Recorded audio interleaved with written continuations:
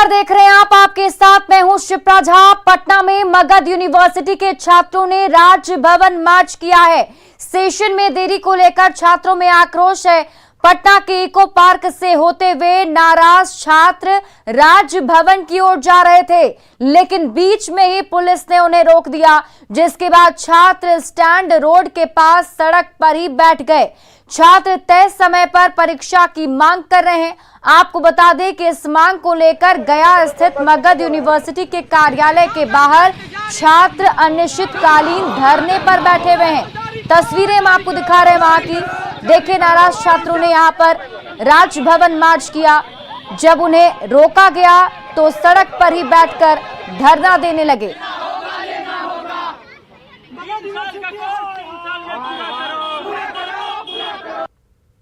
तो मगध यूनिवर्सिटी के छात्र जो राजभवन मार्च के लिए निकले, सीधे तौर पर देखिए यहाँ स्टैंड रोड के पास ये सड़कों पर बैठ गए हैं। पुलिस प्रशासन जो है इन्हें आगे जाने से रोक रही है और अब ये बीच सड़क पर ही बैठ गए हैं। ट्रैफिक व्यवस्था जो है वो रुक सी गई है। आप सीधे तौर पर देखिए इन तस्वीरों में कि किस तरीके से छात्र है वो सड़कों पर ही बैठ गए हैं। सीधे तौर पर इनसे बातचीत करने की कोशिश करते हैं।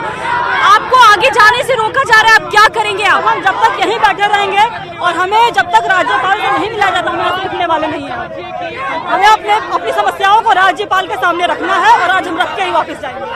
तो अभी तो पुलिस ने आगे जाने से रोक दिया है, क्या करेंगी? हम लोग यहीं बैठे रहेंगे। हम लोग को जब तक जाने नहीं देगा, हम लोग यहीं बैठ रहे। इतने धूप में बैठ रहे हैं, कोई बेहोश हो जाए, हम लोग नहीं हिलने वाले यहाँ से। तो साफ तौर पर ये जो तमाम छात्राएं हैं, छात्र हैं मगध यूनिवर्सिटी के, सीधे तौर पर यही कह रहे हैं कि वो यहाँ से हिलेंगे नहीं, यहीं पर टिके रहेंगे। आप देखिए कि किस तरीके से पुलिस की जो जिप्सी है वो यहाँ पर आई है और इन्हें आगे जाने से रोक रही है, क्योंकि ये राजभवन का इलाका है। ऐसे में यहाँ पर पुलिस प्रशासन जो है वो इन्हें आगे बढ़ने से रोक रही है।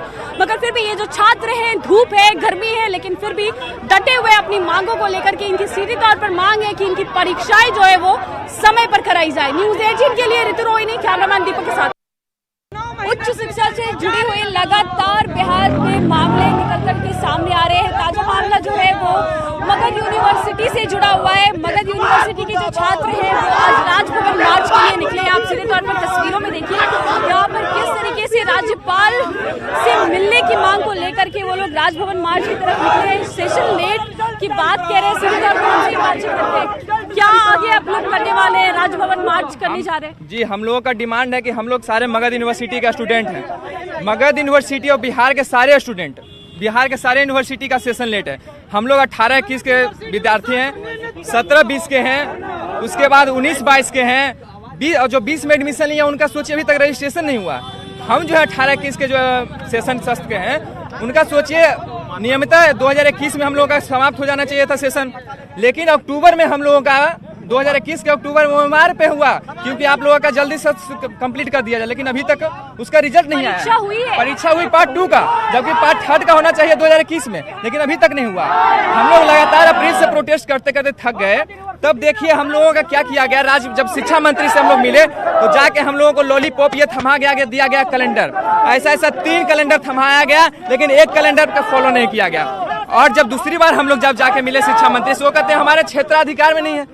आप ये बताइए, आप लोग अभी क्या कहने वाले? राज्यपाल से मिलना चाह रही है, क्या करने वाले? 17 से 20 मेरा सेशन है। अभी तक 6 साल हो गया, अभी तक रिजल्ट का कोई पता नहीं। दिसंबर में हम लोग का एग्जाम होता है। कंप्यूटर की गड़बड़ी की वजह से हम लोग का बोला गया कि पेंडिंग रिजल्ट 90,000 स्टूडेंट का रिजल्ट पेंडिंग कर दिया गया। 90,000 का कोई करियर नहीं है, कोई सबका करियर तो बर्बाद हो गया। हम लोग का 18 से 21 सेशन है, उसका रिजल्ट 6 महीने से अटका हुआ है। पता नहीं वो किस कॉपी कहाँ चेक हो रहा है कि अभी तक रिजल्ट क्लियर, जबकि OMR सीट पे क्लियर एग्जाम हुआ था, अभी तक रिजल्ट क्लियर नहीं हुआ। हम लोग साफ तौर पर जो छात्र हैं सेशन लेट होने की बात कह रहे हैं। और आपको बताते चले कि मगध यूनिवर्सिटी का जो कार्यालय है गया में, वहां पर भी जो छात्र है अनिश्चितकालीन धरने पर बैठे हुए हैं और वहां से कुछ छात्र जो है आज राजभवन की ओर मार्च कर रहे हैं। न्यूज़ 18 के लिए ऋतु रोहिणी, कैमरामैन दीपक के साथ, पटना।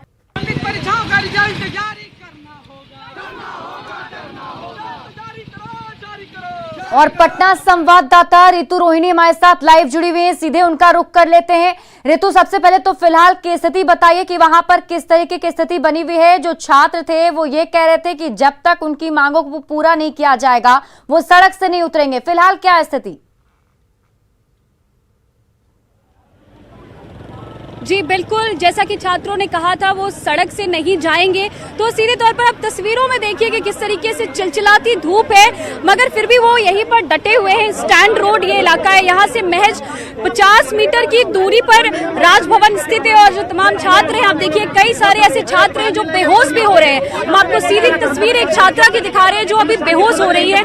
छात्रों के पास पानी नहीं है, आसपास से जो लोग कुछ गुजर रहे हैं वो इनको पानी पहुंचा रहे हैं। तो तमाम जो बात छात्र हैं कीजिए वो उनसे सीधे क्या तौर पर हुआ है, बैठ गए, कुछ उनका बता सीधे तौर पा पर रही यही हैं? कहना है कि वो जब तक जी बिल्कुल, और हमारे साथ यहाँ पर कुछ छात्र हैं, हम उनसे बातचीत करने की भी कोशिश की। ये बताइए, इतनी धूप है, तकरीबन 2.5 घंटे से आप लोग बैठे हुए हैं यहाँ पर, अभी आगे क्या करना है? हम लोग राज्यपाल से मिलने के लिए चले थे, लेकिन पुलिस जो है मिलने नहीं दे रही है। हम लोग की मांग है, हम लोग 18-21 मगध यूनिवर्सिटी का छात्र हैं, जो कि स्नातक पार्ट 2 की एग्जाम पिछले अक्टूबर में हुई थी, अभी तक रिजल्ट नहीं आया है, साल भर हो चुका है। 17-20 वाले छात्रों को पार्ट 3 का ये रिजल्ट दे चुका, लेकिन कुछ छात्रों का पेंडिंग में रिजल्ट चला गया था।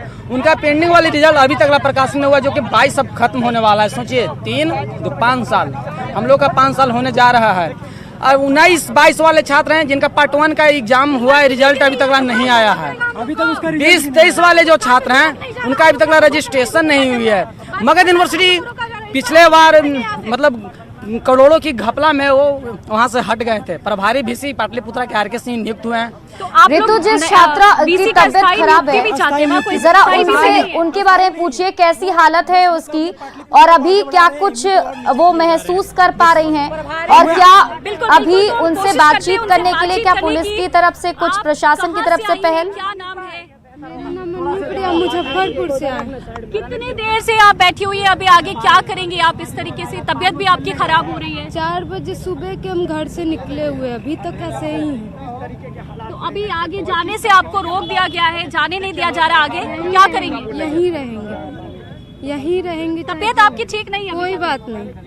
तो बिल्कुल साफ तौर पर अब देखिए, ये इनका यही कहना है कि तबीयत ठीक नहीं है, लेकिन फिर भी आई थी राज्यपाल से मिलने, तो उनसे मिलकर ही जाएंगी। सीधे तौर पर यहाँ पर और भी तमाम छात्र। चलिए, आप इस पूरी खबर पर नजर बनाए रखिए। बहुत बहुत शुक्रिया तमाम जानकारी के लिए। बढ़ते हैं आगे। कांग्रेस अध्यक्ष सोनिया गांधी से ईडी की पूछताछ के विरोध में कांग्रेस कार्यकर्ता सड़कों पर उतरे हुए हैं। कार्यकर्ता लगातार देश भर में प्रदर्शन कर रहे हैं। कांग्रेस कार्यकर्ताओं ने आज पटना के गांधी मैदान में धरना दिया और केंद्र सरकार के खिलाफ नारेबाजी की। धरना में प्रदेश अध्यक्ष मदन मोहन झा, कांग्रेस नेता कौकब कादरी भी मौजूद थे।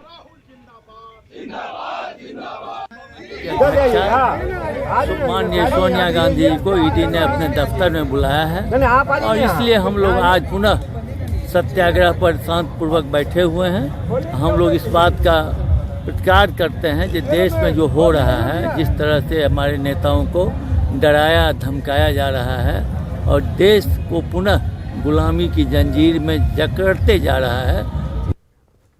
और इसी बीच पटना से बड़ी खबर आपको बता दें, इंजीनियर अनिल यादव पर शिकंजा कसा गया है। कार्यालय और आवास में तलाशी जारी है। भारी मात्रा में सोने के जेवर मिले हैं। बड़ी खबर आपको बता रहे हैं। देखिए, इंजीनियर के कार्यालय और आवास पर जब तलाशी ली गई तो वहां से भारी मात्रा में सोने के जेवर मिले हैं। शहरी विकास विभाग में तैनात है इंजीनियर। SVU की टीम फिलहाल तलाशी कर रही है। बरामद जेवरों की तस्वीर हम आपको आपके टीवी स्क्रीन पर दिखा रहे हैं। देखिए, यही वो जेवर है जो तलाशी के दौरान बरामद किया गया है। शहरी विकास विभाग में तैनात है इंजीनियर, जिनके कार्यालय और आवास पर SVU की टीम मौजूद है, छापेमारी कर रही है।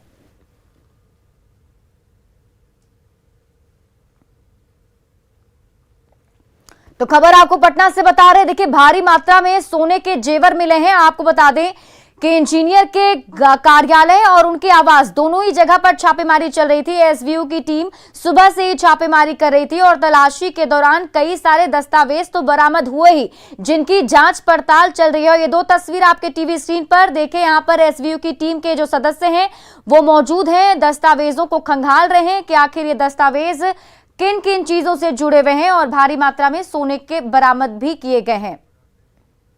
और यूपी के बाराबंकी में हुए बस हादसे में 8 लोगों की मौत हो गई। मृतकों में मधुबनी जिले के 4 लोग शामिल हैं। मृतकों की शिनाख्त बेनीपट्टी के सुबोध मुखिया, फुलपरास के चेत नारायण, मधेपुरा के श्रीधारी सदाय और खुटौना के शंभू सुद्दीन के रूप में हुई। आज चारों शव बाराबंकी से मधुबनी सदर अस्पताल लाया गया। मौके का जायजा लिया हमारे संवाददाता अमित रंजन ने।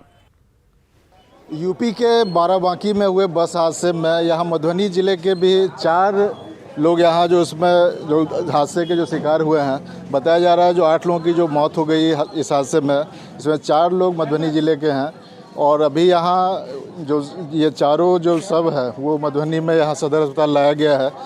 और ये जो जानकारी मिली है कि ये बस सीतामढ़ी से दिल्ली जा रही थी और यूपी के बाराबंकी में वो बस हादसे की शिकार हो गई। और जिसमें यहाँ जो बताया जा रहा है कि यहाँ मधुबनी के भी लोग जो दिल्ली जा रहे थे, उसमें 4 लोगों की मौत हो गई है। यहाँ सदर अस्पताल परिसर में काफ़ी यहाँ अफरा तफरी का माहौल है। अभी यहाँ जो चारों शव है वो यहाँ बाराबंकी यूपी से मधुबनी पहुँचा है। कल ही से हम लोग बाराबंकी प्रशासन के संपर्क में हैं और हमारे जिला पदाधिकारी भी लगातार मॉनिटरिंग कर रहे हैं इसका।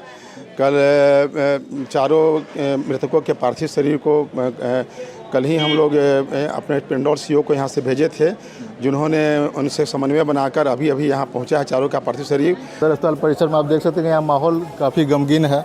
और ये सभी लोग बस से दिल्ली के लिए निकले थे। सीतामढ़ी से ये बस दिल्ली जा रही थी और रास्ते में उत्तर प्रदेश के बाराबंकी में ये हादसा हो गया, जिसमें इन चारों की मौत हुई है। ऐसे कुल वहाँ बताया जा रहा है कि 8 लोगों की इस हादसे में मौत हुई थी। अमित रंजन, न्यूज़ 18 मधुबनी। और इसी बीच कैमूर से एक और बड़ी खबर आपको बता दें, ठनका गिरने से मौत हो गई है। महिला समेत 4 लोगों की मौत हो गई। रामगढ़ इलाके में 4 की मौत हुई है। इस वक्त की बड़ी खबर कैमूर से, जहां ठनका गिरने की वजह से महिला समेत 4 लोगों की मौत हो गई है। बताया जा रहा है रामगढ़ इलाके में 4 लोगों की मौत हुई है। और CM Nitish Kumar corona positive हो गए हैं। सीएम नीतीश कुमार आइसोलेट हो गए हैं। डॉक्टरों ने उन्हें आराम करने की सलाह दी है। सूत्रों के हवाले से जो बड़ी खबर है उसके मुताबिक बिहार में जिस तरह से कोरोना के मामले सामने आ रहे हैं, उसने स्वास्थ्य विभाग की चिंता बढ़ा दी है। ऐसे में लोगों को अब और भी ज्यादा सतर्क रहने की जरूरत है। मुख्यमंत्री जी की तबीयत 2 दिनों से खराब थी, फीवर था। कल शाम हम लोगों ने टेस्ट कराया कंफर्म और रिपोर्ट आया है। सो ही इज़ कोविड पॉजिटिव और सेल्फ आइसोलेटेड है और जो ट्रीटमेंट के प्रोटोकॉल्स हैं उसके हिसाब से चल रहा है। और बिहार में मंकी पॉक्स को लेकर भी अलर्ट जारी कर दिया गया है। स्वास्थ्य विभाग ने ये अलर्ट जारी किया है। एहतियात बरतने के निर्देश दे दिए गए हैं और लक्षण पर तुरंत ही जांच करवाएं, ये बातें कही गई हैं। बाहर से आने वालों पर नजर रखी जाएगी। मेडिकल कॉलेजों को भी अभी अलर्ट कर दिया गया है और अगर कोई भी लक्षण दिखे तो सबसे पहले जांच करवाई जाए। हमारे साथ इस वक्त मौजूद हैं बिहार सरकार के स्वास्थ्य मंत्री मंगल पांडे। सर, क्या अभी तक अपडेट है और सरकार की तरफ से क्या तैयारियां की गई हैं मंकी पॉक्स को लेकर?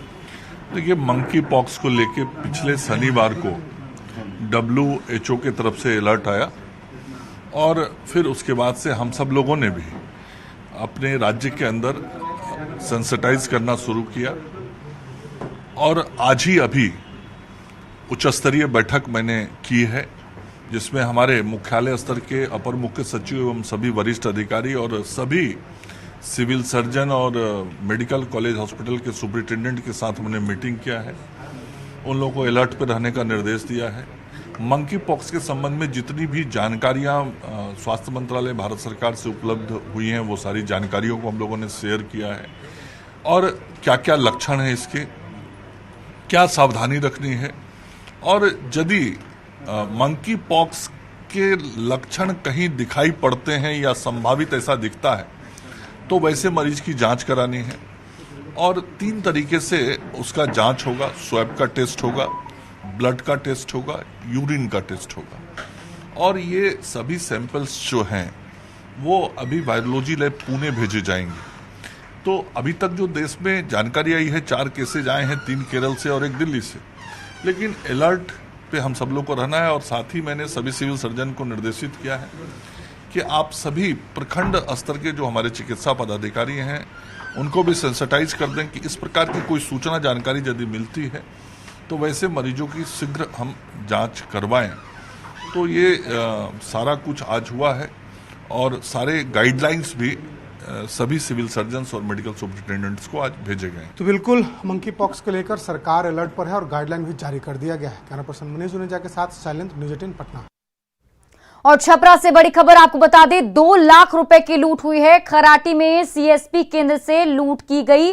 लूट से तरैया इलाके में सनसनी फैल गई है। लुटेरों की तलाश में फिलहाल पुलिस की टीम लगी हुई है।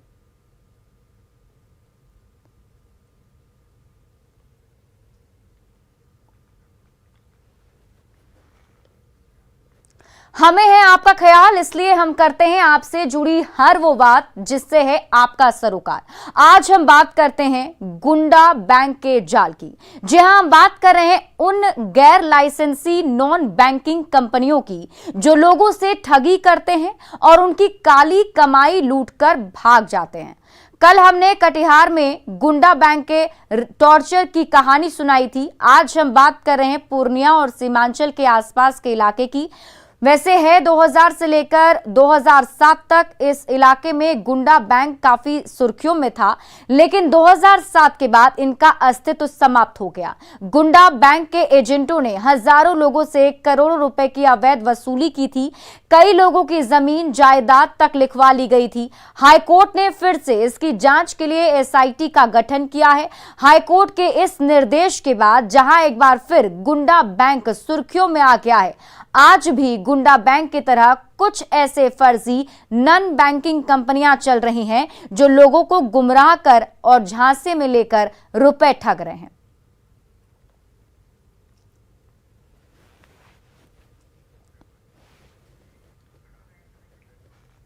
और अब जानिए सीमांचल में कैसे फैला है गुंडा बैंक का ये जाल।